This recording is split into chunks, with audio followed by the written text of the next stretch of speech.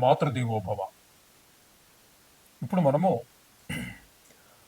కుజుడు మకర రాశిలోనికి జనవరి 16వ తారీఖున ప్రవేశిస్తూ ఉన్నారు.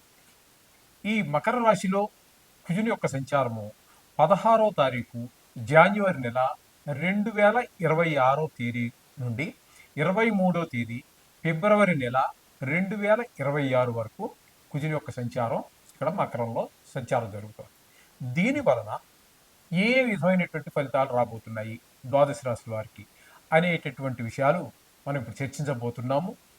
శాస్త్రీయమైన పద్ధతిలో మాత్రమే ఉంటాయి. ఇందులో కల్పితాలు, నా యొక్క భావనలు ఇందులో చొప్పించడం జరగదు. శాస్త్రం ఎంతవరకు చెప్పిందో అంతవరకు చెప్పుకుందాం మనం ఇప్పుడు. అయితే మొదటగా కుజుని యొక్క స్వభావం ఏ విధంగా ఉంటుంది అనేటువంటిది తెలుసుకుందాం. ఆయన దేవసేనాని. దేవసేనాని అన్నప్పుడు సేనాని అనే ఆయన కొంచెం సీరియస్గానే అందరి మీద ఉంటూ ఉంటాడు. కొంచెం ఆగ్రహంగా, కోపంగా ఉంటూ ఉండాలి. అందరి మీద భుజం మీద చేసి ఫ్రెండ్లీగా ఉన్నట్టయితే నాయకుడు అనేటటువంటి వాడికి అతని కింద ఉన్నటువంటి వాళ్ళు సబార్డినేట్స్ వాళ్ళు ఎవరు కూడా భయపడరు. వాళ్ళు సీరియస్గానే ఉండాలి, ఎప్పుడు కోపంగానే ఉండాలి, తగినంతే మాట్లాడాలి. అంటే అనవసరమైన కోపం అని కాదు, కోపంగా ఉండాలి అంటే మొహం చూస్తూనే ఒక భయము, భక్తి రెండూ ఏర్పడే విధంగా ఉండాలి. ఆ విధమైన లక్షణాలన్నీ కూడా మనకి ఇక్కడ కుజుల్లో కనిపిస్తూ ఉంటాయి. దేవసేనాని కాబట్టి, దుష్ట శిక్షణ చేయాలి కాబట్టి ఆయన కొంచెం కోపం ఉండాలి, అంతే. అది ఆ విధమైనటువంటి పరిస్థితి అంతా కూడా కుజుడితో ఉంటుంది. ఇంకా ఆయన అన్నదమ్ముల విషయాల గురించి కూడా చాలా శ్రద్ధ తీసుకుంటూ ఉంటారు. అంటే ఆయన అన్నదమ్ములని కాదు, ఆయన మన జాతకంలో ఎక్కడున్నారో దాన్ని బట్టి, మన జాతకంలో ఉన్న దాన్ని బట్టి ఆ మనిషికి అన్నదమ్ములతోటి సౌఖ్యంగా, అదే అన్నదమ్ములతో సఖ్యంగా ఉండడం జరుగుతుందా, విరోధంగా ఉండడం జరుగుతుందా అనేది తెలుసుకోవచ్చు. అలాగే భూమికి సంబంధించి భూమిపుత్రుడు కాబట్టి, ఆయన భూమిపుత్రుడు అంటారు కాబట్టి ఆయన అతనికి భూమి అనేటటువంటి ఐశ్వర్యాల్లో అది కూడా ఒకటి. ఆ భూమి, ఇల్లు ఇవన్నీ కూడా ఉంటాయా లేదా అనే విషయాలు కూడా దాని ద్వారా తెలుసుకోవచ్చు. అలాగే యుద్ధం, ఎవరితో మాట్లాడినా చిన్న మాట అవతల మనిషి తప్పుగా మాట్లాడినా వెంటనే కోపం వచ్చేస్తూ ఉంటుంది, యుద్ధానికి సిద్ధపడిపోతూ ఉంటాడు. మామూలు మనుషులతోటే కాదండి, నవగ్రహాల్లో కూడా వేరే, అంటే రవితోటి, గురువుతోటి, ఆయన మిత్రులైన గ్రహాలు అయినటువంటి చంద్రుడితోటి, ఈ గ్రహాలతో వదిలిపెడితే మిగతా వారితో కూడా గ్రహ యుద్ధం చేస్తూ ఉంటాడు. మామూలుగా మన జాతకంలో మనం బాగాలేదనుకోండి, మనం కూడా ఇంచుమించుగా అదే పరిస్థితి ఉంటూ ఉంటుంది అనమాట. ఈ లక్షణాలన్నీ కూడా ఈ కుజుడి యొక్క ప్రభావాన్ని బట్టి అవతల మనుషుల మీద కూడా ప్రభావం పడుతూ ఉంటుంది. ఈ విధంగా ఉంటుంది. అలాగే శస్త్రములు, ఎంతసేపు గాయాలు అవ్వటం, లేకపోతే గాయం చేయటం, ఇట్లాంటివన్నీ శస్త్రాలకి సంబంధించినటువంటి వాళ్ళు ఇవన్నీ కూడా ఉంటుంటాయి. సహజంగానే వీళ్ళకు ఉన్నటువంటి లక్షణాలను బట్టి మనం చూసుకున్నట్టయితే వీరు ఎక్కువగా మిలిటరీలో ఆఫీసర్స్గా, లేకపోతే సైన్యంగా, అటు దాన్ని బట్టి వాళ్ళ యొక్క చదువును బట్టి మొత్తం మీద వీళ్ళు రాణించేటటువంటిది ఎక్కువగా మిలిటరీకి సంబంధించి దేశాన్ని కాపాడటం, ఇట్లాంటి వాటిలోనే వారి యొక్క ప్రతిభ బయటపడుతూ ఉంటుంది. వారు ఎక్కువగా మిలిటరీలో కనుక తీసుకున్నట్టయితే, మనం ప్రయత్నం చేసింది అక్కడ వాళ్ళ యొక్క జన్మ డేట్ ఆఫ్ బర్త్లు అవి తీసుకున్నట్టయితే మనం పరిశీలిస్తే వాళ్ళే 100కి 90 మంది పైన ఈ కుజుని యొక్క ప్రభావంతో ఉన్న వాళ్ళే ఉంటారు అక్కడ మీకు. ఈ విధమైనటువంటి సత్వం కలిగినటువంటి వాడు ఈ కుజుడు. ఈ కుజుడు మన జాతకంలో చాలా విషయాల్లో, ప్రతి విషయం, సంతానం కలగటం విషయంలోనూ, పెళ్ళిళ్ళు అవ్వటం విషయంలోనూ, ఇట్లాంటి మన నిత్య జీవితం మీద, మానవుల యొక్క జీవిత విధానం మీద చాలా వాటిలో, ఉద్యోగం కూడా ఆయన కనుక దశమ స్థానంలో ఉన్నాడు అనుకోండి, చాలా మంచి ఉద్యోగం, చాలా పరుగుబడి కలిగి ఉండటము, భూములు, మంచి విపరీతమైనటువంటి ఆస్తులు కలిగి ఉండటం, ఇట్లాంటివన్నీ కూడా ఆయన మంచి మంచి ప్రదేశాల్లో ఉండడాన్ని బట్టి అనేక రకాలైనటువంటి ఫలితాలు ఇస్తూ వస్తూ ఉంటారు. ఇది కుజుడి గురించి మనం సంక్షిప్తంగా చెప్పుకునేటటువంటిది. ఇప్పుడు మనం చెప్పుకుంటున్నది ఏంటంటే, ఇక్కడ ఆయన స్వభావం కరెక్టే, కానీ ఇక్కడ మనం చెప్పుకోబోయేది గోచార ఫలితాలు. ఆ గోచారంలో ఏ స్థానంలో ఉంటే ఏ ఫలితం అనేటటువంటిది ఇప్పుడు మనం తెలుసుకోబోతున్నాం. సింహరాశి వారికి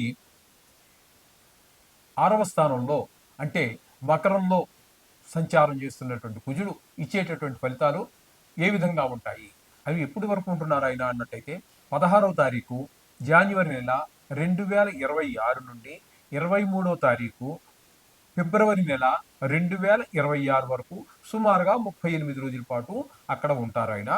ఆ కాలంలో ఈ 6వ స్థానంలో ఉన్న కారణంగా వారు ఇచ్చేటటువంటి ఫలితం సింహరాశి వారికి ఏ విధంగా ఉంటుందయ్యా అన్నట్టయితే ఇక్కడ మనం చెప్పుకోవాల్సింది వస్త్రలాభో ధనలాభో ధాన్యలాభో యశస్తదా మనోల్లాసో ధర్మసిద్ధి షష్టమస్తే కుజే భవేత్.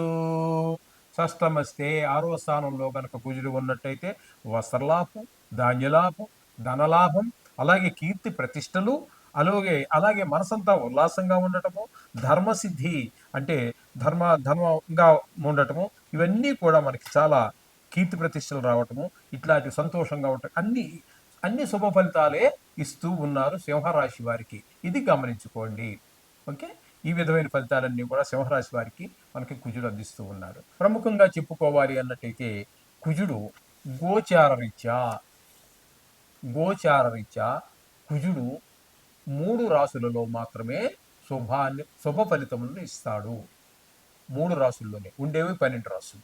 ఈ 12 రాశుల్లో 3 రాశుల్లో మాత్రమే ఆయన మంచి ఫలితాలను ఇస్తారు. ఆయన ఎవరెవరికి అన్నట్టయితే మూడవ రాశిలో ఎవరికి ఉన్నారు ఇక్కడ మనం చెప్పుకోవాలంటే, మూడవ రాశిలో ఉంటే మనకి మూడవ రాశి అన్నట్టయితే వృశ్చిక రాశి వారికి 3వ స్థానం అవుతోంది. కాబట్టి వృశ్చిక రాశి వారికి చాలా మంచి చేస్తారు.